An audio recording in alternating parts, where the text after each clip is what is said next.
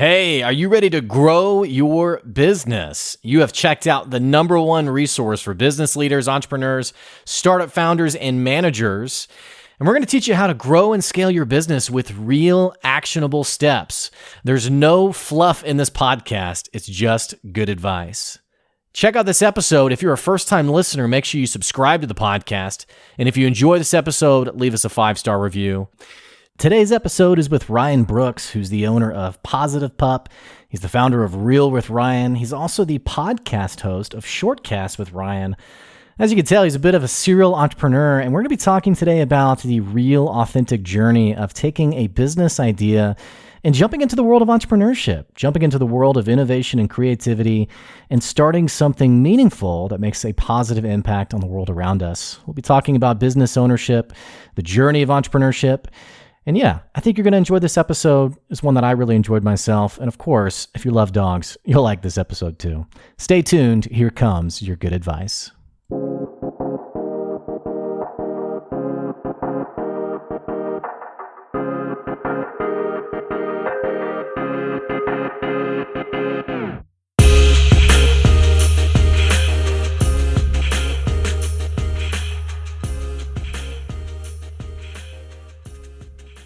Hey, welcome back to another episode of the Good Advice Podcast.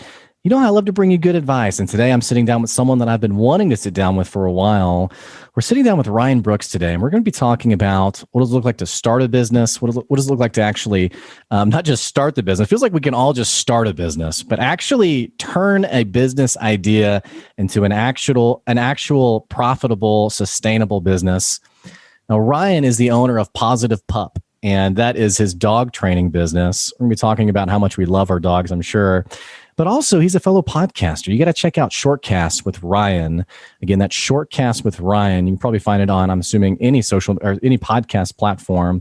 In fact, maybe you should hit pause on this and go check out his podcast before you forget about it. Shortcasts with Ryan. We'll be talking about that today as well. Ryan, it's so great to have you on the show today. Yeah, Blake, thank you so much for having me. I'm excited to be here. Yeah, well, like I said in the intro, I've been wanting to sit down with you for a while, so I'm glad we got it nailed down. And how's your day going today?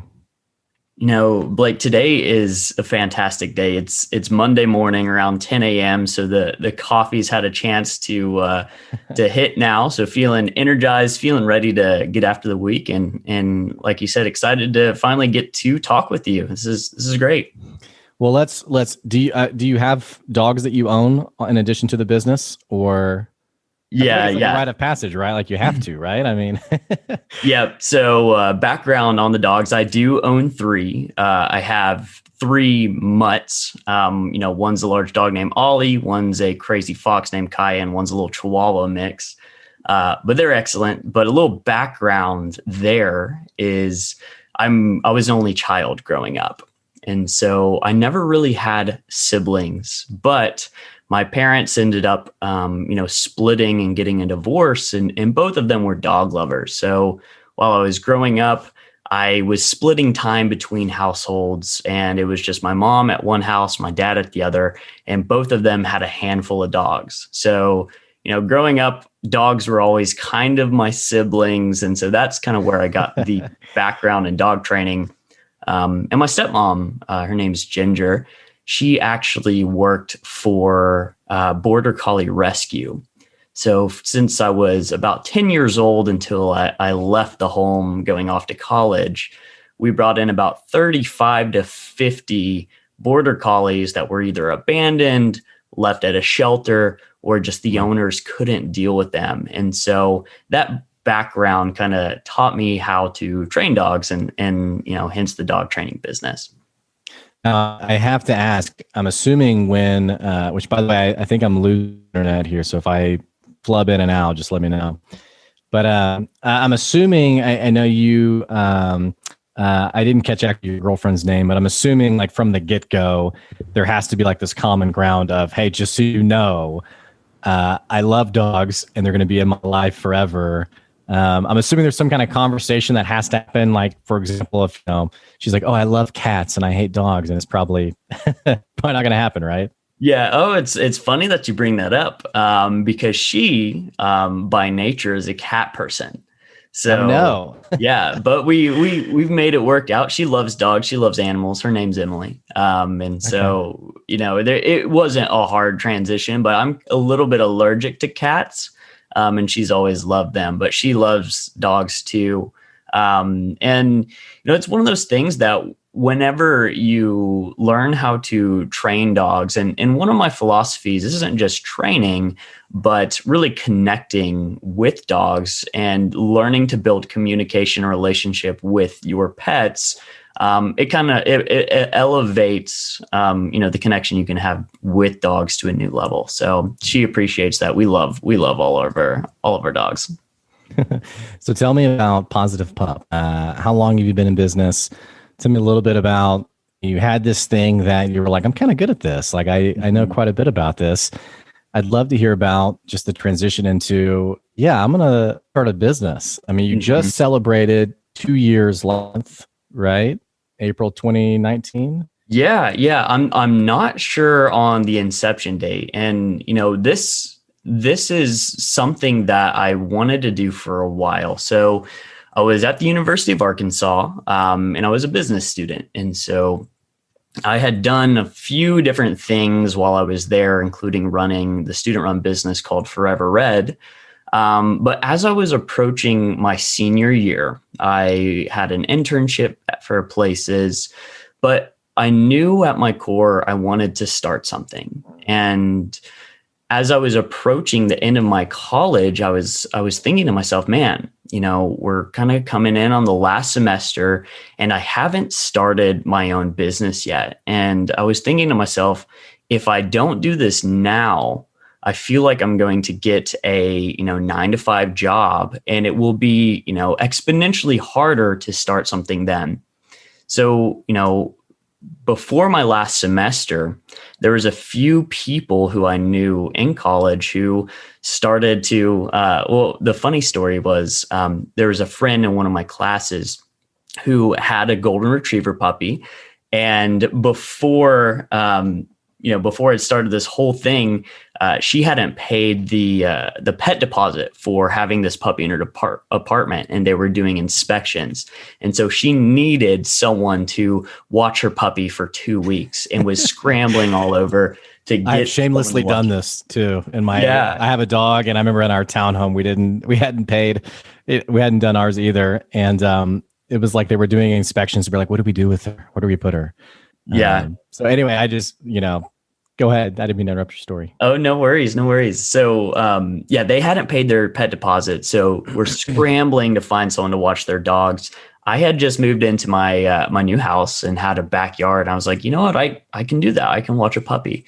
And so they give me the dog. The dog's named Leo. And I just treat this dog. I didn't have one at the time. I treated it like I would treat my own dog.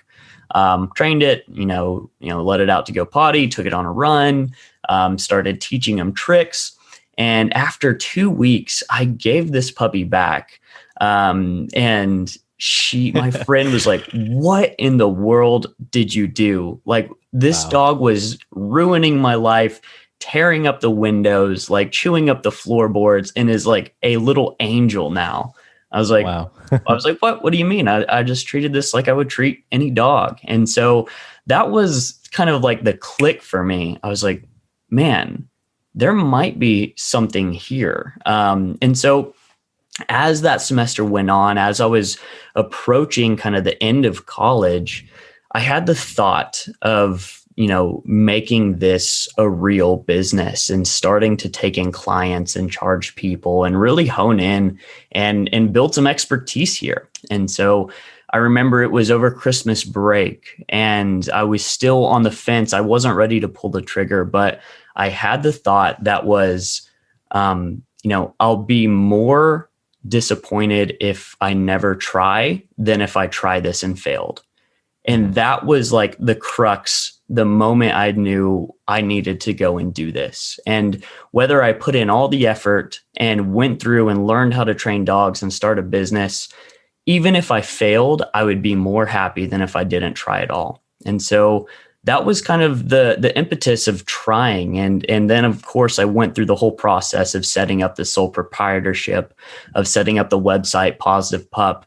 of, working. And this was kind of where, I started to learn some business acumen, but I talked to lawyers, and ended up finding one at the university who had a dog that needed to be trained. So I trained their dog in return for agreements and legal advice there. And then it just started to build on itself until, I had a fully functioning business for dog training. But I will be honest that I've kind of passed that business off anymore. So I'm not doing really personal training sessions, even though I do still do dog training on, social media like TikTok. I've got about 83,000 followers on TikTok, and I do dog training that way. So it's still core to me, but not my everyday activities anymore.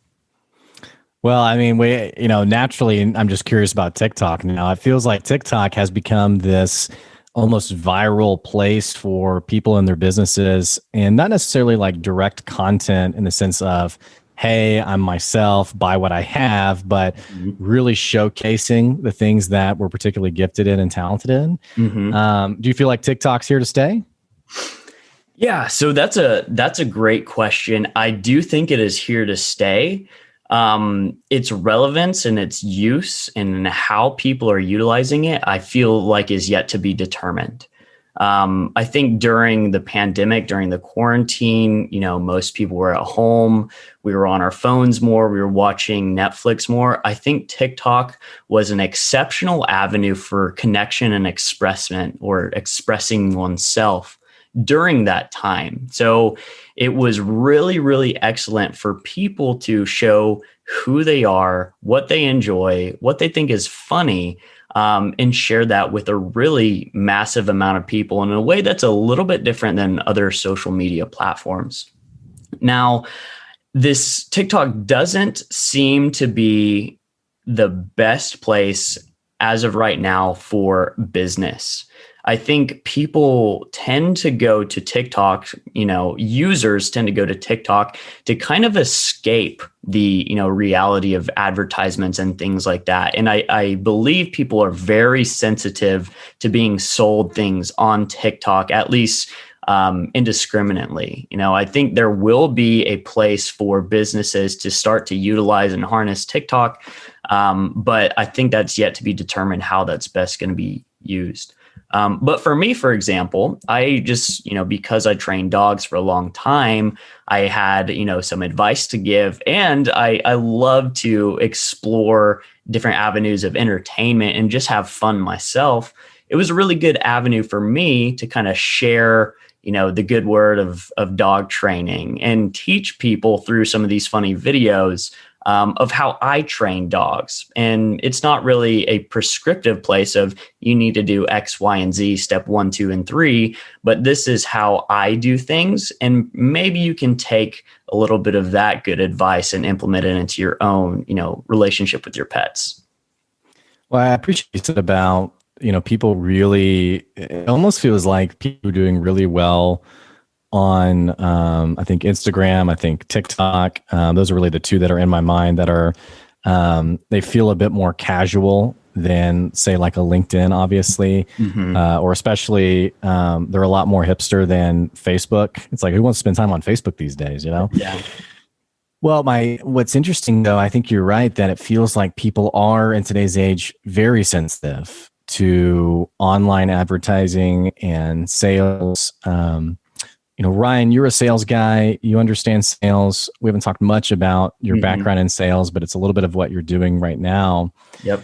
Talk to me a little bit about, for people who are listening, who they're trying to take this business idea that they have and they're wanting to get it out there. They want people to buy from them, but they're apprehensive because they're thinking, I don't want to be just another salesperson online. Any insights you share for how people can start to build trust with their prospective clientele, to start getting people to be interested in them and then maybe eventually buy from them?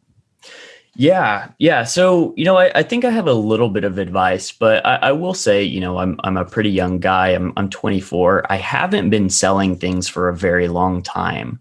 But what I like to do is try to really understand the value that, my product or my service is bringing.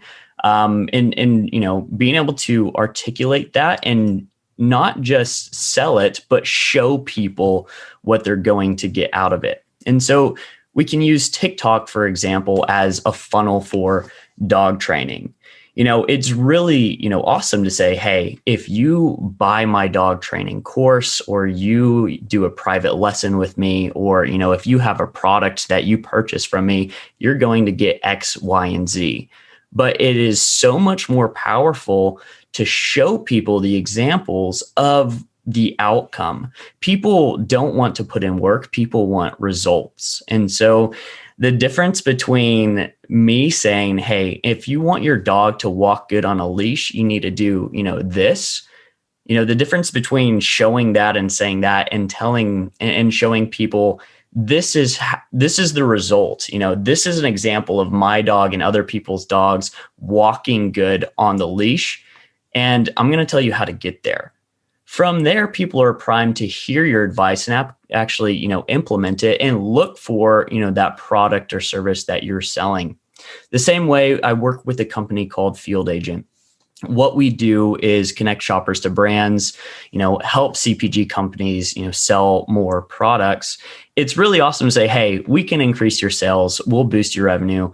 X, Y, and Z. But whenever we can show people examples of how other companies have done this, this is the result. We are just a step that you take to get there. It is, you are creating yourself as the pathway to someone else's success.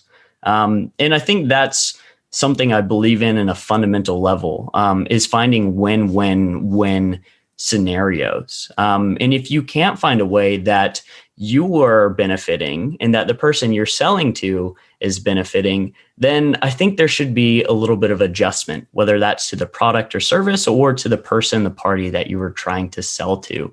I definitely believe you can find ways of selling things that is beneficial for all parties. So that was a whole bunch. That was a bowl of spaghetti of words, but I hope there was something there that you could pick out. Yeah, and what I think about is you're talking about this process that's a lot more. There's a bit more effort that goes into it rather than just picking up the phone and saying, "Hey, will you buy this from me?" Mm-hmm. And it almost feels like what you're advising is in direct tension with what a lot of online digital marketers are talking about, which is just send this email. Just send. Just make this phone call. Or now I had someone show me a business they were thinking of that they automate your LinkedIn DMs in terms of cold pitching sales, and said, "What do you think about this?" And I said, "Well, if you love cold calling, then that's great for you, but you really lose what you're talking about, which is that very personal, almost hands-on, I can see it, I can touch it, I can taste it type of approach." Talking more about, some of the things that you show people or you try to teach people, like on TikTok, for example, what are some of the worst habits that you see people do with their dog? Yeah. Well, and I'm just going to get some free advice and write this down for my own dog. There you go. So one thing that lots of people do, and this is completely natural for us to do, is we treat our pets like they're humans. We treat our pets like they're kids. And this is something that makes so much sense to us because we love our dogs, we love our pets, we love our animals so much, and we want to treat them as we would treat our own child. But the reality is that our pets, our dogs, aren't kids. They are dogs. And while there are similarities in how you would treat a dog and how you would treat a pet or a child, there are differences. And so, I'll just take an example of separation anxiety. This is something that lots of households deal with. They leave their house and their dog is freaking out and chews something up.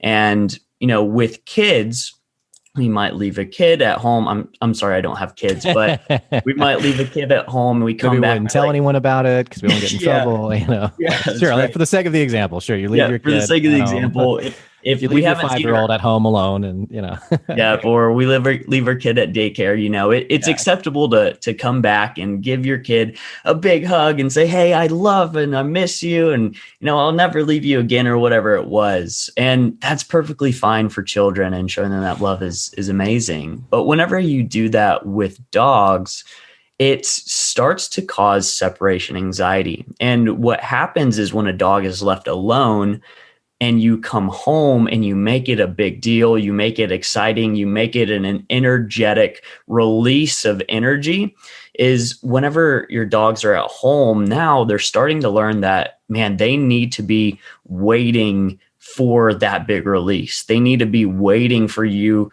to come home and like release this tension, and be a huge deal for you to both leave and then come home. So, the best advice that I have that has changed so many, client and dogs relationships is, it sounds so hard, but simply making it as little of a deal to leave and come home as possible. So I will say, don't look at your dog, don't pet your dog, don't talk to your dog for the 5 minutes before you leave and the 5 minutes after you come home. And I have seen that transform a ton of relationships. So It does sound really challenging, because especially like when you've had a really awful day, it's like, all I want to do is pet my dog, because it's man's best friend, right? And so they're always going to be affectionate and happy to see you, and it's a nice relief from whatever kind of day you've had, for sure. It's fun listening about the dog business, but I have, just because we're running out of time, I have to ask you about Shortcasts with Ryan. Yeah. So you're a fellow podcaster. I checked it out. There's all sorts of information. Let me pull it up here again. I say all sorts of information. There's a wide variety of different things that you talk about. So I know your most recent episode you just published yesterday was episode 59, How to Discover Yourself. Yeah. But then you have these other things. You talk about you went on a 5-day water fast. Yep. Which, you poor human, I just try to eat as much as possible. So I just tell people I'm just embracing the dad bod. So, oh man, yeah. You have this awesome podcast. You're talking about all sorts of different things. Tell me more about the inspiration behind the podcast, and also really for the people listening who haven't checked it out yet, what is the podcast in your mind?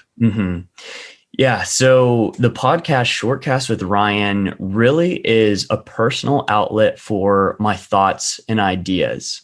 And so, the dog training business, while I don't really do that much anymore, one thing that taught me is that execution is everything. And that it's so easy for us to think and have an idea and think we have the next big, amazing thing, but it is so difficult to actually make something happen. And so this was something that I felt at my core. I was always someone who would have a ton of crazy business ideas or thoughts or opinions or perspectives on different types of things, whether that's health, happiness, and wellness, to dog training, to, an idea about universal waste income and how can we, manage our waste.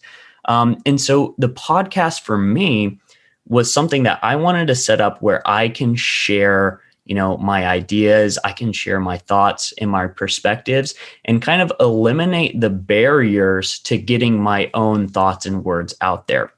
And so I had tons and tons and tons of business ideas I'd been accumulating in a journal for years and years. And it was like 100 plus. And, one of the things I would say is that, it takes 100 100 bad ideas to make a good idea. And so I had all of these, quote, bad ideas that there were still some nuggets of information, or at least, humor or lessons in. And so Shortcasts is my outlet to communicate all of those ideas, both good and bad, to the world, in the hopes that someone out there will hear maybe just one of them and have the energy, the motivation, and the passion to put something like this into the world. But it really comes down to trying to imagine a better world, a better place for all of us through the lens of business and execution. And so Shortcast with Ryan is really my personal megaphone to the world. So it's all of my ideas and thoughts, in one place. Do you think you'll do it forever? Or, I mean, does it feel kind of like a hobby right now? Or is it like, yeah, now that I'm a podcaster, I think I'll forever be a podcaster. I mean, I'd love to hear your plans with it. Yeah, I really do think that it's going to be something I'm going to do forever. And, to be honest, it's not a podcast that's particularly popular. I think the reason for that, or one of the reasons for that, is this podcast it's essentially a monologue. It's me storytelling and talking through my own narrative of ideas. And so it's not as entertaining as, maybe a conversation. But really, it's something that I get a lot of intrinsic value out of and something that makes me feel good. So even though a podcast episode might only get, one or two views, the process of putting my amorphous thoughts onto paper and into words is something that helps me think through my own life and clarify the world around me. So I get a ton of benefit, even though that, it could be private podcast episodes. I get a lot of benefit there. And so with that being said, I'm just going to keep on doing it. I mentioned how important execution is. I think persistence is something that's really important. Well, and if you go into whether that's a business or a new venture or a hobby, such as podcasting, one thing that I keep in mind is that I am just going to refuse to quit until it works. And so luckily I see the intrinsic benefit of podcasting now, but if I just refuse to quit, maybe 20 years later, it will be something. So, well, the way I've heard it described is, this was in the podcasting world, but I think it applies to a lot of other things. But someone had basically said, hey, whenever you do a podcast, just know that no one's going to listen to it. And I remember, so the Good Advice podcast now has grown to be this really cool thing where we broke the top 50 for entrepreneurship podcasts in the US, which is really cool. But what's really funny about it is we're on to almost 3 years now of the podcast. I remember my first week of starting my business, I started the podcast as well. And I was like, yeah, I'll do a podcast. And so I published the episode, and then naturally, you're clicking like refresh, on my statistics. Yeah. And it was like the whole week went by and I had one download, and it was my wife. She was like, hey, your podcast is great. But like the way I heard it described to me was, hey, you do things like this for your own benefit, because it is like this outlet for you to express your thoughts and your expertise. And so I think that's really valuable insight and advice that you just gave is, understanding that sort of like this connection between consistency and persistence. And also, sorry, my dog is, I need positive pup here now. But this connection between consistency and, okay, I actually get real value from this. I think it's a really cool insight. So yeah. Now with the podcast, by the way, someone's ringing the doorbell. That's why she's barking. There you go. With the podcast, by the way, have you ever thought about, I know right now you sort of use it as this megaphone for all these different thoughts and sort of creative inspirations that you have for it. Do you feel like it's from one of the episodes, maybe like your next business will come out of it? Because you seem very entrepreneurial, and it seems like as I'm listening to you, you're talking about, you have all these ideas and like motivations and inspirations about the future. Do you ever see yourself recording an episode and being like, actually, I think that actually might be a really cool business idea, and then that being the next thing you do?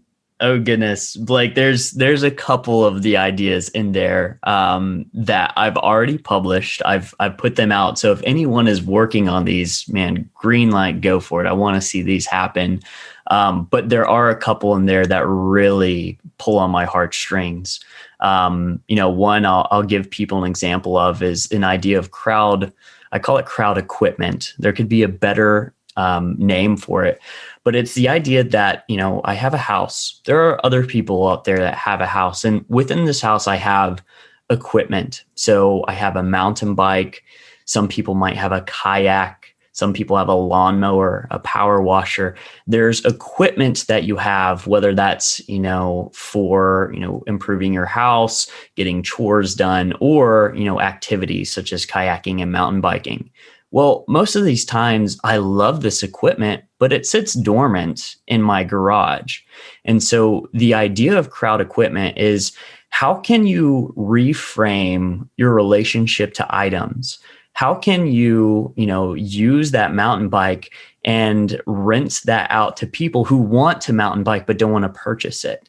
So the whole idea is creating kind of a universal equipment marketplace that connects all these people in Northwest Arkansas looking to mountain bike but don't have one, with the mountain bike that lays dormant in my garage that's in great conditioning. And so the idea is to reimagine your relationship with items to where you can buy something for yourself that then, generates income for you. So that is something very close to me that I love the idea. The complexity of it is crazy. So, one of the reasons I haven't made it a thing yet. It's kind of how the inspiration a little bit behind Airbnb was. You have this property, you have this place you're not necessarily using. Is there a way to monetize it? And I think what's really cool about today's world we live in is it feels like as innovation keeps developing, that things that maybe we would have said years ago, like, I don't know if that's really going to happen. It feels like today's culture is developing so fast that these new inspirations are quickly becoming very tangible ideas. Think about 10 or 15 years ago, I know you don't have a kid. My kid's just 1 year old, so she's not doing this either. But, imagine that your 16-year-old says, hey, yeah, I'm jumping in this car with a stranger and they're going to drive me down to, the movie theater. Oh, man. You'd be like, what are you talking about? But like, that's today's world, as someone jumps in a car in an Uber or a Lyft or what have you.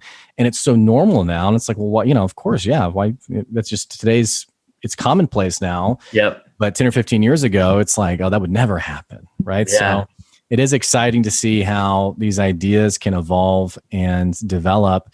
And I don't have a mountain bike and I don't have a kayak, but we are in Northwest Arkansas, which is bike city, I guess. So I guess I'll be keeping an eye out on your idea, because maybe I'll need to rent one. Maybe. Yeah. Blake, I wanted to get a chance to ask you this question. I don't know if you've been asked this before or thought about this, but you're the host of Good Advice podcast. You've got a business called Good Advice.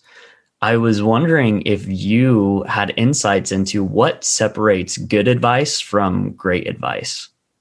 Probably the difference between the advice I give and versus someone much smarter than me is what I would assume. I think good advice has to have two things. I think great advice has to have two things. Is it has to be relatable to the person and what they're actually going through. It has to be anchored to them. Yeah. Right. There's all sorts of, you go to the self-help section and there's a lot of good information in there. I think it's not meaningful for some people because they haven't found a way to relate it to what they're actually going through. I think whenever you have a conversation with someone, which is a lot of what I do, is I have conversations with people and I talk through ideas with them, is it has to be relatable and tangible to what's happening in their life. And when that relatability isn't there, it's just, it's like social media, right? You're just blowing out air. You're just blowing out ideas. So, that's my take on it. Is it has to be able something that people can connect with.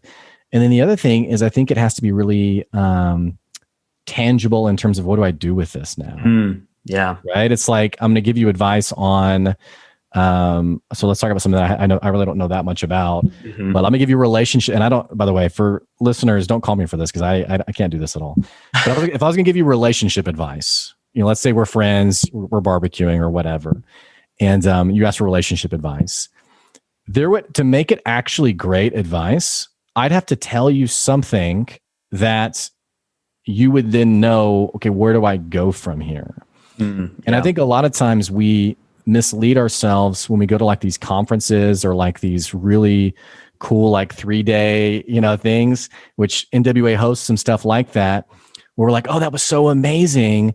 But then like 2 weeks later, nothing's any different. Right. It's like, it's like the conference high that we get on. And so I think for advice to be truly meaningful, you got to know what to do with it. Yeah. Like, oh, I went to this conference. Okay, no, well, what am I actually going to do tomorrow? What am I actually going to do tomorrow with my business that actually is going to make it more sustainable. So that's my take on it. I don't know. What do you think?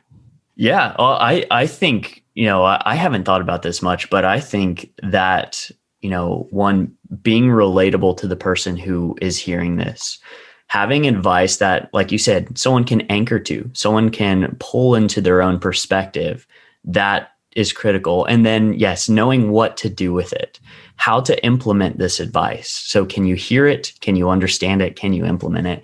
I think that does dictate great advice. I don't think I'd add anything else. I think you're the good and great advice man. So I trust your great definition. Here's the other thing to think about. And I think this is good for both of us and anyone listening is if anyone ever listens to this podcast, or maybe they listen even to Shortcasts with Ryan, if someone doesn't walk away with insight on, okay, yeah, I'm going to do that different. Like already right now, I'm thinking about when I leave my house, how am I going to treat my dog? Because I'm worried about her being nervous. And so I'll get down on one knee, I'll look in her eyes, I'll give her a big hug, I'll remind her I love her. But now I'm thinking about it differently. And so what's happened is I've gotten insight from you. Like that's the powerful transaction that can happen with people, as I've gotten insight and now I know what to do different. Mm-hmm.